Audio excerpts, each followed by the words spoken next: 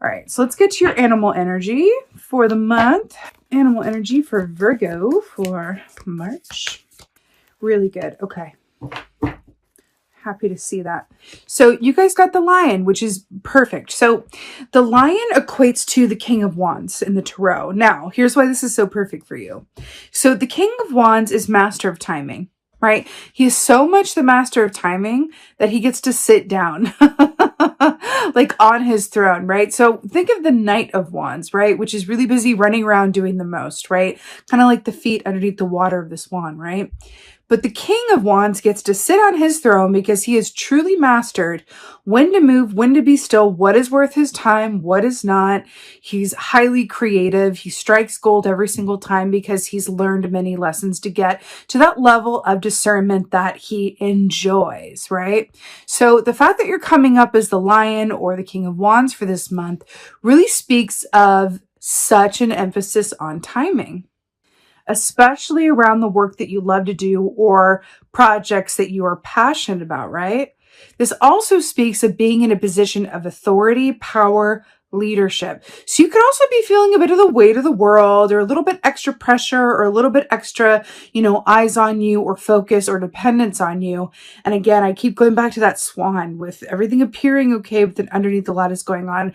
I would say within this to remember to self-care and nurture and look after your own needs as well as others during the month of March as well. But overall, the line coming through is such a beautiful energy of power, authority, leadership, and passion. Really, really beautiful. And strength, of course, of course. Okay. Let's see what's going on for Virgo. What's going on for y'all for March? Did you know that like my two best friends in the world are Virgos? Like I really, I really get along with Virgos very much. Right. Okay. So coming off the top here, we have the Tower. So really interesting, right? Remember what I said about that anxiety and the difference of how things appear versus how they really are, right? The Tower is about a big shift, a big change, and things sort of crumbling, right? Now, what's interesting about this, with what I was picking up about your timeline or wanting things a particular way, may not necessarily line up with others' ideas or the universe and how things work out for you this month, and that the path of least resistance is the path of flow. And then we had the Tower coming in here. I'm really hearing this. It's about it really, really surrendering to things as they want to happen. Again, back to this King of Wands. Knowing what is worth your time and effort and knowing when to walk away. That is key. Okay? Remember, the Tower only comes up to rearrange you and align you to your highest and best path because you've gone off it a little bit. So it's just picking you up and putting you back where you're meant to be. Okay, that's sort of the medicinal way to view the Tower energy, as it were. Okay, Scorpio energy there. Okay, you know what I also like to say about the Tower? I feel the need to talk about that a little bit more. Let me just get this. Okay, like why is she looking at me all knowing like that? Okay, don't worry, we'll get there. So the Tower, these are the levers. Well, yeah, they're there, right there. These are the levers from the Lover's Key, Gemini energy falling from the Tower. So why that's important?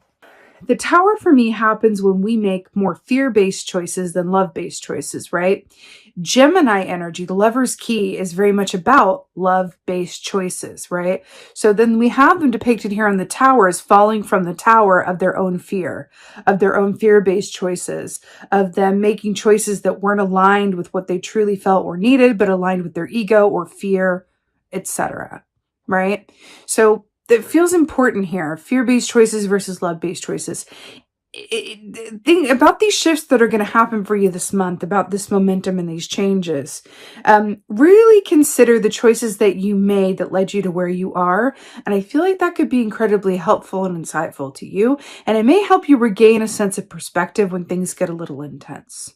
Okay? It's not as intense as it seems. I want to say to you. Okay? Ten of Swords, though. So let's try.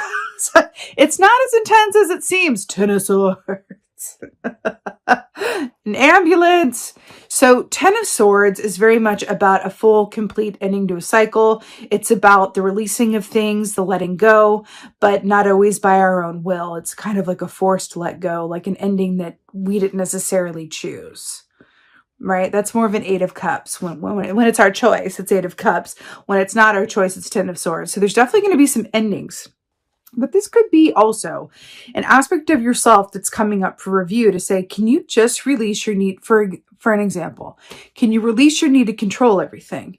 Can you release your need to be busy all the time, even though, especially the King of Wands, even though it doesn't necessarily serve you? There's this aspect of like, I want to keep going. I need to be doing. I need to, right? There's a concept called drivers within a particular branch of psychology. And I've been learning about it recently. There's a driver, I feel like I'm not going to name it exactly, but it's basically a driver that's about always be moving, always be busy, always be doing, right?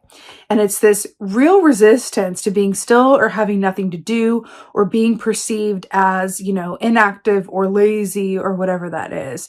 It could be that, just as an example, there could be something like that that comes up within you that may not be your choice, to kind of come up and go, I can't do this anymore, either to myself or someone around you is going, hey, I love you, but this has got to shift and end and change because I'm worried, or I think that there's a better way to go about doing what you're doing, or whatever this is. I do feel like there's a group of you guys, though, that this has to do directly with your confidence around the work that you do.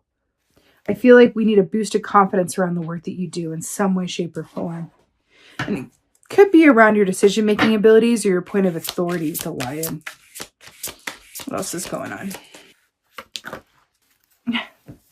So we got the Queen of Swords in reverse. So let's flip her right side up for the time being. So Queen of Swords in the upright is about high discernment, decision-making ability. She is the expert editor.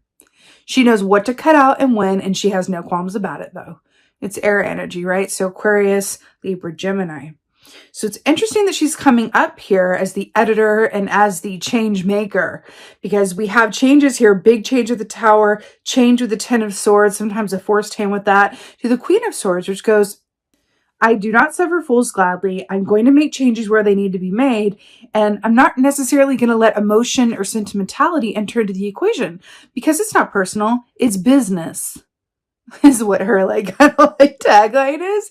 Now, the fact that she's in reverse, this can be acting against your own best interests when she comes up in the reverse and making decisions based on, how do I say this? It's kind of like a remnant of making fear-based choices, but it's really more about operating under the belief that I need to do X, Y, and Z, look out for me, do this, because if I want to do right, I need it, I have to do it myself. Or I need to do all of this because no one else is going to help me. Or I need to go about it this way because it's better to ask for forgiveness than permission. It's a bit of that underhanded or going about things. This could be in any given scenario where there is a distinct lack of decorum or faith or the above board way of going about things as far as decisions or edits or choices are concerned. So it's interesting here. Again, this can also be an aspect of you where you may be even doubting your ability to make the best decision available because your brain could be feeling a bit overwhelmed. Again, back to that low grade anxiety and that swan of everything appearing one way, but under the surface being, ooh, not so great. Then we have the Queen of Swords in reverse, and we're talking about what's above the water versus what's below the water. I'm getting from this as well, ask for help when and as you need it. True strength is vulnerability. Brene Brown, right? Getting asked for help when you need it, and know that that's an important part of being a leader, of, stepping into your full power and authority, is asking for help when you need it, like the lion would, right? Yeah, it's a distinct emperor energy here that I'm picking up on. All right, clarifier for the Tower. Wow. So you got the High Priestess in reverse. Now, when the High Priestess comes up in reverse, well, in the upright, she's about connecting in with your intuition to discern a truth that is only available to you in the stillness, right? Then we have this in reverse. This is a resistance to be still. This is a resistance to go inward and access what is inside of you. When she's in reverse, it's about someone or, a group that feels the need to do the most of the time. And then we have it clarifying the Tower. You are really being asked to reassess how you do things and be a master of timing. Back to that line in the King of Wands.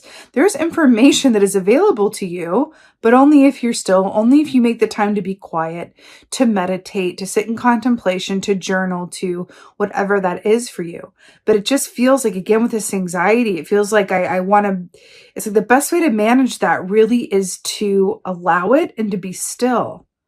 Not run away from it, not avoid it, not push it down, not pretend like it's not there, but to really allow it to inform you, because that anxiety is coming up to try to tell you something, right?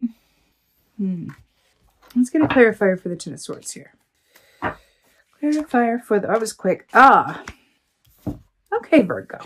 5 of Swords to clarify the 10 of Swords. So this is making sense. Like we said, we said the 10 of Swords could be about, aspects of yourself coming up to be released, right? Needing to go about something a different way may or may not be your choice as to do so. The 5 of Swords is about you and or other people acting outside of their integrity and going about things in a bit of an underhanded or backdoor kind of way, right? This is the opposite of integrity, right? And we have it with the 10 of Swords. I feel like with you guys, there are ways in which you are acting against your own best interests. And it's going to be different for everyone, but there's a sense or some sort of situation in which you are disempowering yourself or allowing yourself to be disempowered. It's something within that. I feel like for someone specific, there's something about someone taking credit for the work that you do or vice versa. There's something about it just feels a bit, or maybe you're doing more than you get paid. Like maybe you're doing other people's jobs as well as your own, or you're working longer hours than you're actually paid for. There's a way that you are disservicing yourself, or maybe you're not asking for as much as you're worth, but you're being asked to bring that to an end. Think about the ways in which you are not servicing or honoring yourself and what your true worth is. Something in that. Okay. Maybe your focus is a lot on, a job, but you've forgotten like what you're really passionate about and what you're really here on this earth to do. Maybe you're here to create some sort of art, but you've gotten really bogged down in your day job that was supposed to support your art. But in doing the day job, you kind of forgot about the art. Right? Just think about, ways in which that might manifest for you, right? Queen of Swords in reverse. So happy to see that. So King of Pentacles to clarify the Queen of Swords in reverse. So let's talk about an abundance mindset. King of Pentacles is so brilliant, along with this beautiful buffalo energy here. It's very much about that abundance mindset where the King of Pentacles understands that time and money are energy. They're both currencies, yes, but they're both energy. Right? And there are aspects of discernment around if time is money, or however you want to word that. Again, back to this King of Wands. How do you spend your time? That feels like the biggest question of this whole reading is, how do you spend your time? Are you getting everything out of it that it's worth? How could you better work with time so that it can serve your greater goals and purpose in your own personal manifestation and abundance? Is there time that you could use to promote yourself, nurture yourself, network, a million different things, right? How could your time be better managed in order to serve what you deserve and what your needs are? Because it feels like with this swan energy and this hermit that refuses to be still, right? It really feels like there's this strong sense of you missing out on an opportunity to connect with the powerful aspect of you that knows exactly what you need and what needs to be released in order to have more time for what you actually want to do or manifest, is what this feels like, Virgo. These are two very powerful energies, Buffalo and Lion. You're being asked to step into those and embody those from a place of belief and confidence. There's a lot more ease and flow that wants to happen within your situation, but I feel like there's an aspect of you cutting yourself off at the knees, heels, something like that, in favor of something else. And I don't know what that something else is. If that's a boss that asks more than they should, or if it's something going on with the family where it's like it's something about that. It feels like an imbalance. And you're being asked to step into King of Wands and become master of your time, right? Let's get an oracle. Oh, God.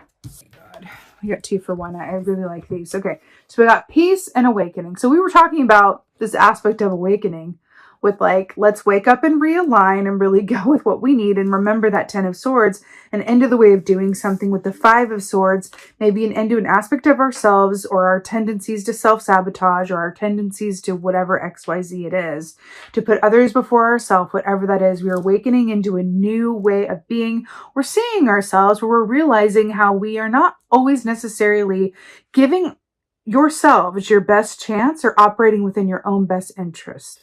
Right? And then we have peace. Now, what's really brilliant about this? Look at this. Look, it's the lion and the lamb. Do you remember that, what I was saying about that Brene Brown quote, true strength is vulnerability? And we have the lion and the lamb, which is the symbol of strength being vulnerability, because the lion represents strength and the lamb represents vulnerability.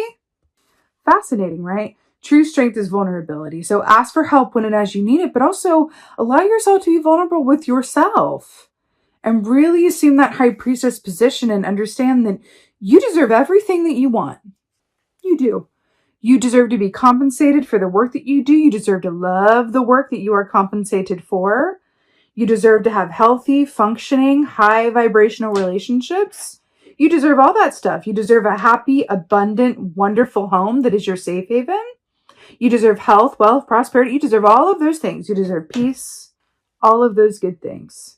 What could be getting in the way of that you can assume the Queen of Swords position and remove as the King of Wands in divine timing, you know, using discernment and your instinct, right? This is coming up for you in order to clear some of this energy so that you can step into the King of Pentacles that you are meant to be, that you are, but there's other things going on around you that are acting as an impediment to the full actualization of this energy within you, the King of Pentacles. Okay? But you got this, Virgo. It's a bit intense, but you absolutely got this.